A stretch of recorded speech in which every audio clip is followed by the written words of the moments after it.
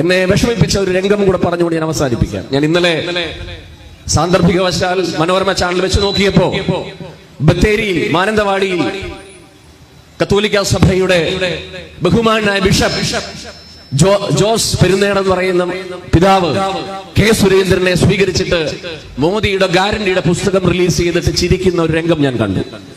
ഞാൻ സഭയിലൂടെ വളർന്നു വന്ന സഭാപിതാക്കന്മാരെ ബഹുമാനിക്കുകയും ക്രിസ്ത്യൻ സമുദായത്തിൽ വിശ്വാസത്തിൽ അധിഷ്ഠിതമായി ജീവിക്കുകയും ചെയ്യുന്ന ഒരു ചെറുപ്പക്കാരൻ തന്നെയാണ്.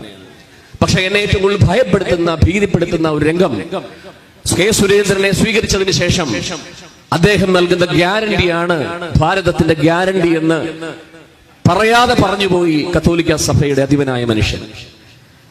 ഇപ്പൊ ചില ക്രൈസ്തവ വിശ്വാസികൾക്കും ക്രൈസ്തവ സംവിധാനങ്ങൾക്കും ഒക്കെ മുസ്ലിങ്ങൾക്കെതിരെയുള്ള ഒരു തെറ്റിദ്ധാരണയുടെ പേരിൽ സംഘപരിവാറുകാരൻ മുസ്ലിങ്ങൾക്കെതിരെ പണി കൊടുക്കുന്നു, അതുകൊണ്ട് സംഘപരിവാറുകാരൻ വോട്ട് ചെയ്യാമെന്ന് തൃശ്ശൂരിലും എറണാകുളത്തും ഒക്കെയുള്ള ക്രിസ്ത്യൻ സമുദായത്തിൽപ്പെട്ടവർ ആഗ്രഹിക്കുന്നുണ്ട്, വിശ്വസിക്കുന്നത് എനിക്കറിയാം. പക്ഷെ നിങ്ങൾ മനസ്സിലാക്കണം, പണ്ട് ഹിറ്റ്ലറിന്റെ കാലത്ത് ഹോളോകോസ്റ്റിന് കൊണ്ടുപോകുന്ന ഒരു സംവിധാനമുണ്ട്. ഹോളോകോസ്റ്റ് കൊണ്ടുപോകുന്ന ബസ്സിലാണ് കുന്നുകളെ കൊണ്ടുപോവുക. അപ്പൊ ഹോളോകോസ്റ്റ് കൊണ്ടുപോകാൻ വേണ്ടി ഹിറ്റ്ലർ യൂതന്മാരെ പിടിച്ച് ബസ്സിൽ കയറ്റി കൊണ്ടുപോകുമ്പോ ബസ് ഇങ്ങനെ റോഡിലൂടെ പോകുന്ന സമയത്ത് ഇത് കണ്ട് കൈയടിക്കുന്ന തൊഴിലാളികളും കമ്മ്യൂണിസ്റ്റുകാരും അവിടെയുണ്ട്. കൊണ്ടുപോകുന്നത് അവനെയാണല്ലോ കൊല്ലാൻ, ഹോളോകോസ്റ്റ് നടത്താൻ കൊണ്ടുപോകുന്ന യഹൂദനെയാണല്ലോ എന്ന് പറഞ്ഞുകൊണ്ട് കൈയടിക്കുന്ന ഒരു സാധ്യതയെപ്പറ്റി, ഒരു സാഹചര്യത്തെ പറ്റി പറഞ്ഞു വെക്കുന്ന ചരിത്രകാരന്മാരുണ്ട്. പക്ഷേ അവനെ കൊന്നതിന് ശേഷം, യഹൂദന്റെ തല വെട്ടിയതിനു ശേഷം, അവനെ നശിപ്പിച്ചതിന് ശേഷം ഈ ഹിറ്റ്ലറും പടയും പിന്നീട് തെരഞ്ഞു വന്നത് ഈ റോഡിൽ നിന്ന് കൈയടിച്ചവന്റെ നേരെയാണ്. ഈ റോഡിൽ നിന്ന് ഹോളോകോസ്റ്റിന് കൊണ്ടുപോകുന്നതിനെ കണ്ട് പുച്ഛിച്ചവന്റെ നേരെയാണ് ഹിറ്റ്ലറും സംവിധാനവും പിന്നീട് വന്നത്. അതുകൊണ്ട് ഗുരുജി ഗോൾവാർക്കർ എന്ന് പറയുന്ന RSSന്റെ താത്വിക ആചാര്യനെ എഴുതി വെച്ചിട്ടുണ്ട്, കമ്മ്യൂണിസ്റ്റുകാരെ ഇല്ലാതാക്കണം, മുസ്ലിങ്ങളെ ഇല്ലാതാക്കണം, ക്രിസ്ത്യാനികളെ ഇല്ലാതാക്കണം. കഴിഞ്ഞ ക്രിസ്മസ് കാലത്ത് BJP-കാരൻ കേക്കും വൈനുമായിട്ട് ക്രിസ്ത്യൻ സഭ മേലധികാരികളെ കാണാൻ പോയി ക്രിസ്ത്യാനികളുടെ വീട്ടിലേക്ക് വോട്ട് പിടിക്കാൻ വന്നു.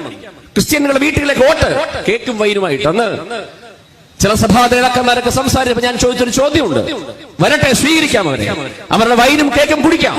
പക്ഷെ 3-4 ചോദ്യങ്ങൾ തിരിച്ചു ചോദിക്കണം. ഒന്നാമത്തെ ചോദ്യം, ഇന്ത്യ കണ്ട മഹനീയ വ്യക്തിത്വത്തിനുടമയായ കുഷ്ഠരോഗികളുടെ വ്രണവും അവന്റെ പരിവും അവന്റെ അഴുക്കും അതിൽ വൃത്തിയാക്കി അതിൽ ചുംബിച്ച് അനാഥ ബാല്യത്തിന് വേണ്ടി ഭക്ഷണത്തിന് കൈനീട്ടാൻ ചെന്നപ്പോ ഭക്ഷണം കൊടുക്കാതെ സ്വന്തം ചെവിക്കുറ്റിക്ക് അടിച്ച സമയം, ഇപ്പോ നിങ്ങൾ എന്റെ ചെവിക്കുറ്റിക്ക് അടിച്ചില്ലേ, മറ്റേ കൈ കൊണ്ട് എനിക്ക് പണം താ എന്ന് ആവശ്യപ്പെട്ട മദർ തെരേസയ്ക്ക് ഭാരരത്ന കൊടുത്തപ്പോ ആ ഭാരരത്ന തിരിച്ചെടുക്കണമെന്ന് സംഘപരിവാരൻ പറഞ്ഞത് ഇപ്പോഴും ഓൺ ചെയ്യുന്നുണ്ടോ എന്ന് BJP-കാരനോട് ചോദിക്കണം. ആ ചോദ്യത്തിന് ശേഷമേ അവന്റെ കേക്കും വൈനും വാങ്ങിച്ച് കുടിക്കാവൂ എന്ന് ഞാൻ പറഞ്ഞു.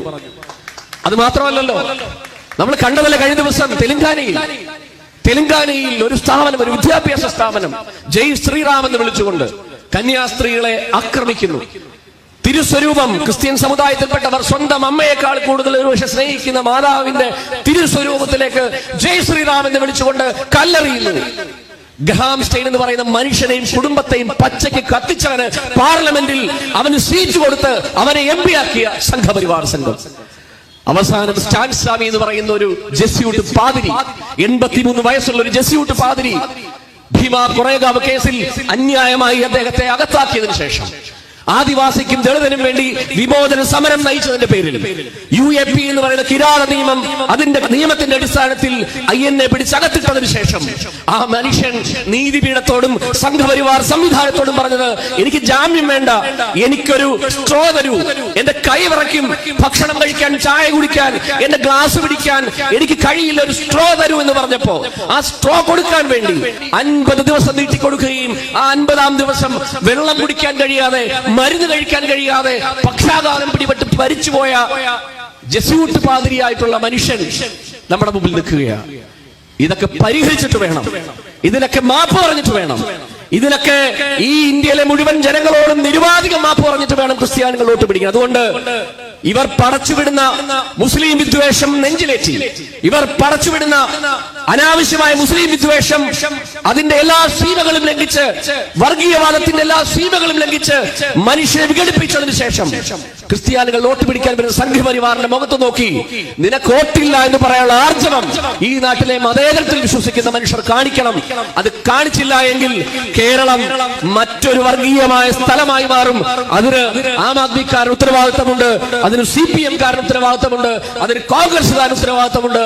ആ ഉത്തരവാദിത്തം കഴിഞ്ഞിട്ടേ ഉള്ളൂ മുന്നണിയുടെ പടലപ്പിണക്കങ്ങളും അതിനുശേഷമേ ഉള്ളൂ താൻ സ്ഥാനമാനങ്ങളും എന്ന് പറഞ്ഞുകൊണ്ട് എന്റെ വാക്കുകൾ നിർത്തുന്നു. നന്ദി, നമസ്കാരം, ജയ് ഹിന്ദ്.